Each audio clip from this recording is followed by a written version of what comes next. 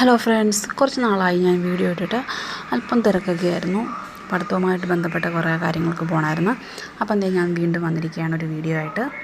അപ്പം ഇന്നൊരു പാചക വീഡിയോ ആണ്. കക്കാറച്ചി വെക്കാനായിട്ടാണ്. അപ്പം ഞാൻ കക്കാറച്ചിയെല്ലാം കഴുകി വൃത്തിയാക്കി എടുത്തിട്ടുണ്ട്. അപ്പോൾ അതിനായിട്ടുള്ള സാധനങ്ങളൊക്കെ അതിൻ്റെ ചോട്ടിൽ തന്നെ വെച്ചിട്ടുണ്ട്. ഇഞ്ചി, വെളുത്തുള്ളി, പച്ചമുളക്, തേങ്ങ, കറിവേപ്പില, സബോള, ഇത്രയാണ് ഞാൻ അതിന് കുറച്ചായിട്ട് എടുത്തിട്ടുള്ളത്. കക്കാറച്ചിയൊക്കെ നല്ല വൃത്തിയായിട്ടെല്ലാം കഴുകി വെച്ചു. അപ്പം ഒരു ചട്ടിക്കകത്ത് കക്കാറച്ചിയെല്ലാം വൃത്തിയാക്കി വെച്ചത് ഇട്ട് തീ കത്തിച്ച് അതിനകത്തോട്ട് നമുക്ക് കുറച്ച് വെള്ളം ഒഴിച്ച് കൊടുക്കാം. ഒത്തിരി വേണ്ട, കുറച്ച് വെള്ളം. കക്കാറച്ചിയിൽ തന്നെ കുറച്ച് വെള്ളം ഉണ്ടായിരിക്കും. അപ്പോൾ ഒരു ശകലം വെള്ളം മതി.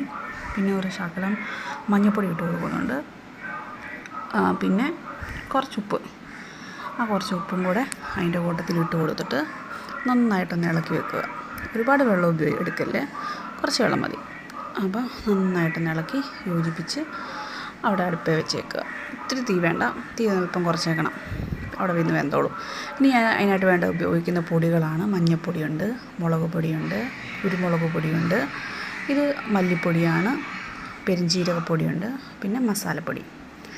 എല്ലാ മസാലകളും എല്ലാം കൂടെ ഇട്ട് പൊടിച്ചാണത്. അപ്പോൾ ഇത്രയും ആണ് പൊടികൾ ഞാൻ ചേർക്കുന്നത്. ഞാനിവിടെ കാശ്മീരി മുളക് പൊടിയാണ് എടുത്തിരിക്കുന്നത്. അപ്പോൾ ഇത്രയും പൊടി ഐറ്റംസാണ് നമ്മളതിനകത്ത് ചേർക്കുന്നത്.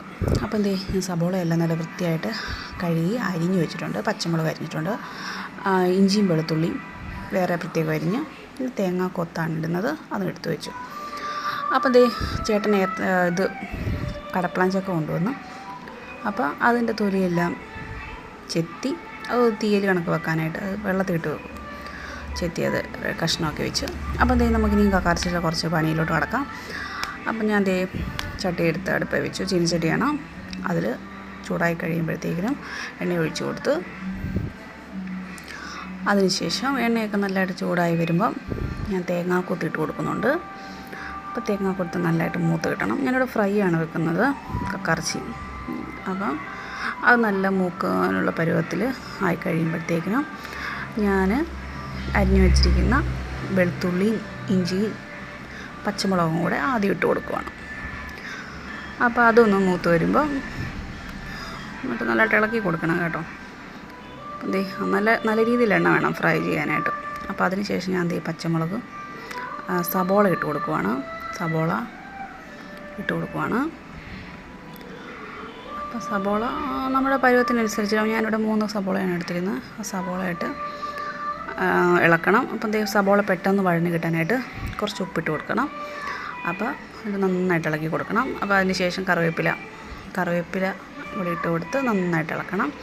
അപ്പോൾ അതിൻ്റെ ഒരു പച്ചമണമൊക്കെ മാറിയിട്ട് അതിൻ്റെ കളർ വ്യത്യാസമൊക്കെ ബ്രൗൺ കളറൊക്കെ ആകുമ്പോഴത്തേക്കിനും ഇച്ചിരി മഞ്ഞൾപ്പൊടി ഇട്ട് കൊടുത്തു. എന്നിട്ട് ഞാൻ പിന്നെ ഇളക്കുകയാണ്.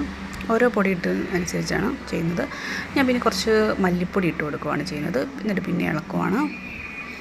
അപ്പോൾ അതിനുശേഷം മുളക് പൊടി, കാശ്മീരി മുളക്, ഒത്തിരി എരിവൊന്നും പറ്റാത്തതുകൊണ്ടാണ് കാശ്മീരി മുളക് പൊടി ഇട്ട് കൊടുത്ത് വീണ്ടും ഇളക്കി യോജിപ്പിച്ച് അങ്ങനെ വെച്ചേക്കുക. അപ്പോൾ സബോളയൊക്കെ ഒന്ന് വാടിയെല്ലാം കിട്ടിയിട്ടുണ്ട്. അപ്പം ഞാൻ ഇവിടെ പെരുംജീരകം പൊടിച്ചത് ഇട്ട് കൊടുക്കുന്നുണ്ട്. എന്നിട്ട് വീണ്ടും നന്നായിട്ട് ഇളക്കി യോജിപ്പിക്കുകയാണ് ചെയ്യുന്നത്. പിന്നെ മസാലകളെല്ലാം ഇട്ട് പൊടിച്ചത് എല്ലാം വീട്ടിൽ തന്നെ പൊടിച്ചെല്ലാം മാറ്റി വെച്ചിരിക്കുന്നതാണ്. അപ്പോൾ അതുകൂടി ഇട്ട് നന്നായിട്ട് യോജിപ്പിച്ച് കൊടുത്ത്, പോരെന്നുണ്ടെങ്കിൽ കുറച്ചുകൂടി ഇട്ട് കൊടുക്കാം. ഞാനിപ്പം അതിൻ്റെ ഇതനുസരിച്ച് കുറച്ചുകൂടി ഇട്ട് കൊടുത്തതേ ഉള്ളൂ. അപ്പം അതുകൂടി ഇട്ട് നന്നായിട്ട് ഇളക്കി യോജിപ്പിക്കുകയാണ് ചെയ്യുന്നത്. അപ്പം ഈ സബോള എല്ലാം ഒരു സെറ്റായിട്ട് വന്നിട്ടുണ്ട്. അപ്പം വീണ്ടും ഇളക്കണം. എണ്ണ പോരുന്നുണ്ടെങ്കിൽ കുറച്ചുകൂടി ഇട്ട് കൊടുക്കണം. ഫ്രൈ ചെയ്യുമ്പോൾ നമുക്ക് നല്ല രീതിയിൽ എണ്ണ വേണം എന്ന് പറഞ്ഞാൽ ഒത്തിരി ആകുകയും ചെയ്യരുത്. അപ്പം ഞാൻ തീയൊക്കെ ഇതാക്കി വെച്ച് കൂട്ടി വെച്ച് ഒന്നുകൂടെ സബോള ഒന്ന് വഴറ്റി കിട്ടാനായിട്ട് കുറച്ച് വഴഞ്ഞിട്ടുണ്ട്. അപ്പം കക്കാറച്ചിയൊക്കെ വെന്ത് സെറ്റായിട്ട് വെള്ളം എല്ലാം തോർന്നു വന്നിട്ടുണ്ട്. നമുക്ക് കക്കാറച്ചിയെല്ലാം കൂടെ ഈ സബോള അരപ്പിനകത്തോട്ട് ഇട്ട് കൊടുക്കുവാണ്. ഫ്രൈ ചെയ്തെടുക്കണം. എന്നിട്ട് ഇത് നന്നായിട്ട് വെള്ളം ഒട്ടും കാണില്ല. നമ്മൾ വേവിക്കാൻ വെക്കുമ്പോൾ വെള്ളം മൊത്തം കളഞ്ഞിട്ടാണ് ഡ്രൈ പരുവത്തിലാണ് നമ്മൾ എടുക്കുന്നത് കക്കാറച്ചി. അപ്പോൾ കക്കാറച്ചി എടുത്ത് ഈ സബോളയുടെ കൂടെ ഇട്ട് കൊടുക്കുന്നു. എന്നിട്ട് വീണ്ടും നന്നായിട്ടൊന്ന് ഇളക്കുക. അപ്പം അത് കഴിയുമ്പോഴത്തേക്കിനും ഒരു ഫ്രൈ ചെയ്തെടുക്കണം. അപ്പം എണ്ണ പോരെന്നുണ്ടെങ്കിൽ ഒഴിച്ചു കൊടുക്കണം വീണ്ടും വീണ്ടും. അപ്പം ഇതെല്ലാം കൂടെ ഒന്നും ഇളക്കി ഉപ്പ് പോരെന്നുണ്ടെങ്കിൽ ഉപ്പിനി വീണ്ടും ഒഴിച്ചു കൊടുക്കേണ്ടതാണ്. അപ്പം അങ്ങനെ അതെല്ലാം നല്ലതായിട്ട് ഇളക്കി സെറ്റാക്കി വെച്ചിട്ടുണ്ട്. മസാലകളൊക്കെ വീണ്ടും ഉള്ളവരുണ്ടെങ്കിൽ ഈ സമയത്ത് ഒഴിക്കാം. അപ്പം അത് അടുപ്പ് ഇരിപ്പുണ്ട്. ഞാൻ പിന്നെ ഇനിയും നമ്മുടെ ചക്കയുടെ കാര്യം റെഡിയാക്കാമെന്ന് വെച്ച് ആ സമയത്തിനുള്ളിൽ അപ്പം കഴുകി ഒക്കെ വെച്ചിരിക്കുന്ന ചക്ക കുക്കറിനകത്തോട്ട് ഇട്ട് വെച്ച് അപ്പോൾ അതിനകത്തോട്ട് ഞാൻ കുറച്ച് സബോളയും ഇഞ്ചിയും വെളുത്തുള്ളിയും എല്ലാം കൂടെ ചേർക്കുന്നുണ്ട്. പച്ചമുളക് എല്ലാം കൂടെ ചേർത്ത് കുറച്ച് ഉപ്പും കുറച്ച് മഞ്ഞൾപ്പൊടി ഉപ്പും കൂടെ ചേർത്ത് കുറച്ച് വെള്ളം ഒഴിച്ച് നമ്മൾ ഈ ഇറച്ചിക്കറിയൊക്കെ വെക്കുന്ന ഒരു ടേസ്റ്റിൽ വെക്കാനായിട്ടാണ് തീരെ കണക്ക്. അപ്പം കുറച്ച് വെള്ളവും കൂടെ ഒഴിച്ച് നമ്മളിത് കുക്കറിൽ ഞാനൊരു 4 വിസിലടിക്കണം, നല്ലതായിട്ട് വെന്ത് കിട്ടും. അപ്പോൾ അതിന് വേണ്ട തേങ്ങ എടുത്ത് ചിരകി വെച്ചിട്ടുണ്ട്. അപ്പോൾ തേങ്ങ നമ്മൾ വറുത്തെടുക്കേണ്ടതുണ്ട്. അപ്പം തേങ്ങ വറുക്കാനായിട്ടെല്ലാം എടുത്ത് വെച്ചിട്ടുണ്ട്. അപ്പം നമ്മൾ കക്കയിറച്ചിക്കകത്ത് കുറച്ച് കുരുമുളക് ഇട്ട് കൊടുക്കണമുണ്ടായിരുന്നു. അപ്പം കക്കയിറച്ചിക്കകത്ത് കുരുമുളക് അത് ലാസ്റ്റാണ് ഇട്ട് കൊടുക്കുന്നത്, എന്നാലേ അത് കക്കയിറച്ചി കംപ്ലീറ്റ് ആകത്തുള്ളൂ. അപ്പം കക്കയിറച്ചിക്കകത്ത് കുരുമുളക് കൂടി ഇട്ട് വീണ്ടും ഒന്നുകൂടെ എല്ലാം ഇളക്കി ഒരു ഫ്രൈ പരുവത്തിലാക്കണം.